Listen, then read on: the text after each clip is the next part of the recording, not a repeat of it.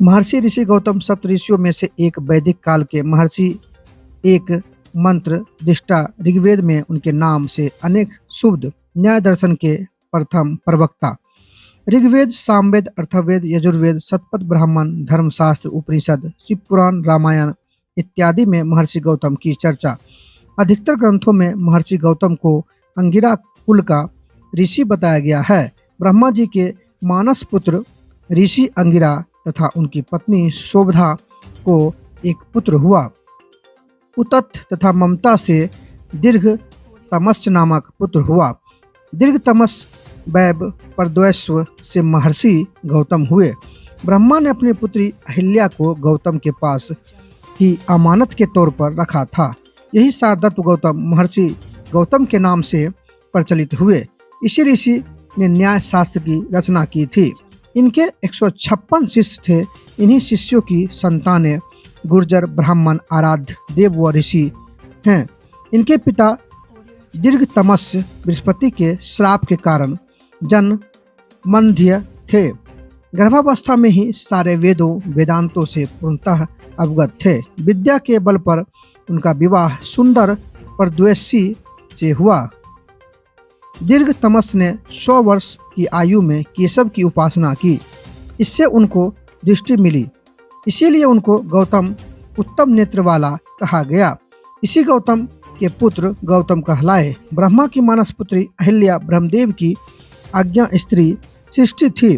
5 सतियों व 5 कन्याओं में इनका पहला स्थान। इसके सौंदर्य से मोहित होकर इंद्र ने इसे पत्नी रूप में मांगा, परंतु ब्रह्मा ने जितेंद्रिय सार तत्व गौतम के पास अमानत के रूप में रखा। देवी अहिल्या की भी प्राचीन इतिहास है। ज्ञान में अनुपम अहिल्या स्वर्गिक रूप गुणों से संपन्न थी।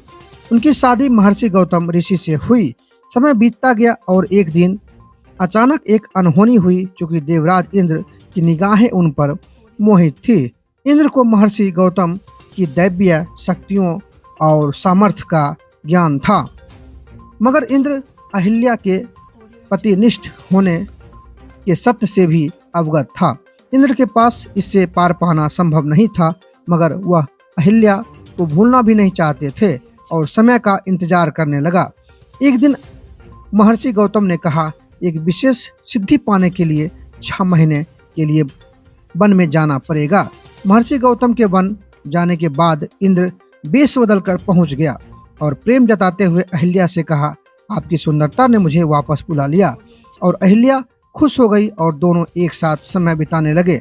देखते ही देखते 6 माह बीत गया और एक दिन सुबह सवेरे अपने पति की चीर परिचीर पुकार सुनी और इंद्र तब सो रहे थे। अहिल्या को अनर्थ का ज्ञान हो गया। महर्षि गौतम को सामने पाकर अहिल्या कांपने लगी और चरणों में गिर पड़ी। इंद्र को भी आभास हो गया और वह भाग निकले। सारी बातें उन्होंने पति को बताई तो वे क्रोध से भर उठे और तुरंत श्राप दे दिए, जिसे अपने पति के स्पर्श का आभास ना हो तो तू भी पत्थर की हो जाएगी। तो अहिल्या ने रोते हुए कहा, आपके पास इतनी दिव्य शक्ति होने के बावजूद आभास नहीं हुआ तो मैं एक साधारण स्त्री हूँ। मैंने तो अनजाने में अपराध किया, लेकिन मैं पराये मर्द को अपना पति ही समझकर रह रही थी, मगर श्राप तो दे दिया। पत्नी से सहमत हुए महर्षि और कहा, त्रेता युग में श्री हरि विष्णु श्री राम के रूप में अवतार लेंगे और वनवास जाने के क्रम में चरण स्पर्श तुम्हें करेंगे। उसी से तुम्हारा पाप खत्म होगा और फिर से स्त्री रूप में वापस आओगी। और देवी अहिल्या देखते ही देखते पत्थर की हो गई और वर्षों बाद श्री राम के चरणों के स्पर्श के बाद श्राप से मुक्त हुई। प्रसिद्ध मंदिरों में से एक मंदिर जो कि बेगूसराय मंझौल पथ SS55 कहलाती है, और ये आपको बेगूसराय खम्हार पंचायत, जो कि पहले कुंड ढाला के नाम से ये जगह प्रचलित थी। ये दिखाने का मेरा रीजन ये है कि आखिर बिहार और बिहार के बेगूसराय में भी बहुत सारे ऐसे तीर्थ स्थल हैं जहाँ पर आप जो है आकर भ्रमण कर सकते हैं। इतिहास के पन्नों में जो दर्ज है उसकी जानकारी ले सकते हैं कि किन्होंने क्या किया और आज इस वजह से हम लोग फल फूल रहे हैं। जी हाँ, मैं बात कर रहा हूँ गौतम धाम की, जो कि महर्षि ऋषि मंदिर, जो कि आपको ये खम्हार पंचायत कुंड ढाला के पास मौजूद है। और हमारे साथ दो महंत जी हैं, हम उनसे तमाम जानकारी लेने का प्रयास करेंगे कि महर्षि ऋषि जी का क्या इतिहास था, यहाँ मंदिर बना हुआ है, कब से बना हुआ है, कहाँ कहाँ से लोग आते हैं, तमाम जानकारी जो है हम महंत जी से जानने का प्रयास करेंगे। तो हमारे साथ एक रामशंकर दास जी महंत जी हैं, और दूसरे जो महंत जी जो सामने बैठे हुए हैं, राम अधिक सिंह जी, जो कि गोष्ठी समिति के अध्यक्ष भी हैं। तो सबसे पहले मैं अध्यक्ष महोदय से जानकारी लेने का प्रयास करता हूं कि आखिर ये जो गौतम धाम जो नाम पड़ा है, ये गौतम धाम हमारे ऋषियों की धरोहर के रूप में स्थापित किया गया है। यहाँ महर्षि गौतम और माता अहिल्या के साथ साथ बहुत सारी मूर्तियाँ यहाँ स्थापित हैं, जिसमें माता महाकाली, महालक्ष्मी, महासरस्वती, गौतमेश्वर महादेव परिवार सहित हैं, और माता गायत्री और माँ दुर्गा, माता अंजनी अपने गोद में बाल हनुमान को रखे हुए हैं। ऐसा दुर्लभ मूर्ति सब जगह नहीं मिलता है। और इस मंदिर की स्थापना आज से लगभग 6 वर्ष पहले हुई है, और इतने कम दिनों में ही ये मंदिर इतना उत्कर्ष की ओर चल रहा है कि बेगूसराय ही नहीं, समूचे बिहार में आज गौतम धाम का नाम है। और इसके सामने एक पहले से बना हुआ ये महाकुंड है, जिस कुंड को गौतम सरोवर नाम दिया गया है, और इसके सौंदर्यीकरण के लिए सरकार की तरफ से बहुत सारी योजनाएं भी आ रही हैं, जिन योजनाओं को बारी बारी से क्रियान्वित किया जा रहा है और किया जाएगा। ये महासरोवर जो है, इस सरोवर की विशेषता है कि आज तक इसमें कभी पानी सूखा नहीं है, और गर्मी के दिनों में इसमें पानी में और उफान आता है और ज़्यादा बढ़ता है गर्मी के दिनों में। तो और बरसात के दिनों में इसमें अपने आप इतना पानी बढ़ता है कि चारों तरफ पानी फैल जाता है। तो ये सब यहाँ की विशेषता है। और ये बेगूसराय जिला के गौरव के रूप में, गौतम वंशियों के धरोहर के रूप में तो ये गौतम धाम है ही। इसके अलावे यहाँ एक अंडरग्राउंड जो हॉल है, उस हॉल में सारे जो ब्राह्मण वंशी ऋषि हैं, उन सारे ऋषियों को स्थापित किया गया है। अभी तो धीरे धीरे योजना बढ़ रही है, और इसी गौतम धाम में अब एक और वृद्धाश्रम, अनाथाश्रम अटैच किया गया है।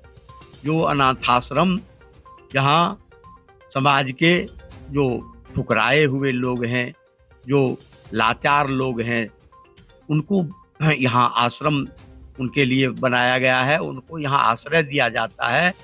उनका भोजन, वस्त्र सब फ्री में लोगों के अनुदान के साथ, और गौतम धाम सेवा समिति की ओर से सब दिया जाता है। इसके अलावे यहाँ अब एक और योजना है कि डायग्नोसिस सेंटर बने।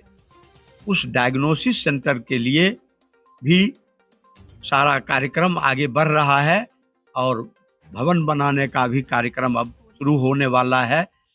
वो डायग्नोसिस सेंटर बनेगा तो यहाँ जो लाचार हैं, जो असहाय हैं, जिनके पास पैसे की कमी है, उन सब सारे लोगों की सहायता की जाएगी। इस गौतम धाम को धार्मिक रूप से मनाने का काम जो है, इसके लिए यहाँ पर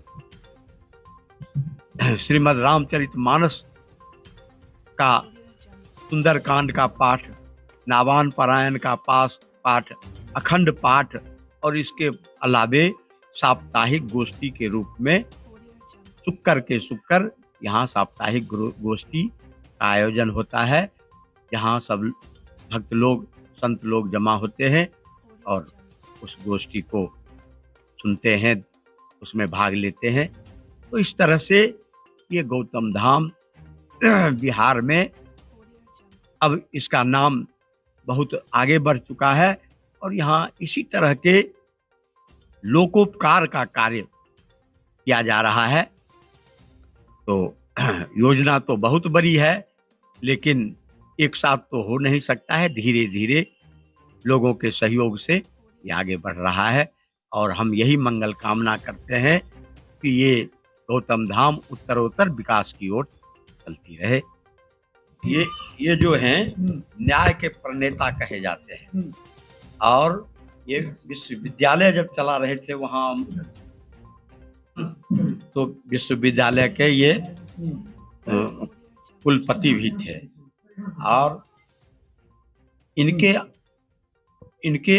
पाँव में आँख है, वो अभी यहाँ भी है। यहाँ पर सर का कहना कि पाँव में आँख था और ये भी कहीं न कहीं एक आकर्षण का केंद्र बना हुआ है। ये न्याय के प्रणेता इसीलिए हैं कि ये अक्षिपाद कहलाते हैं और ये न्याय शास्त्र का इन्होंने तो मीमांसा किया, इसीलिए इनको न्याय माने शास्त्र का मीमांसक माना जाता है।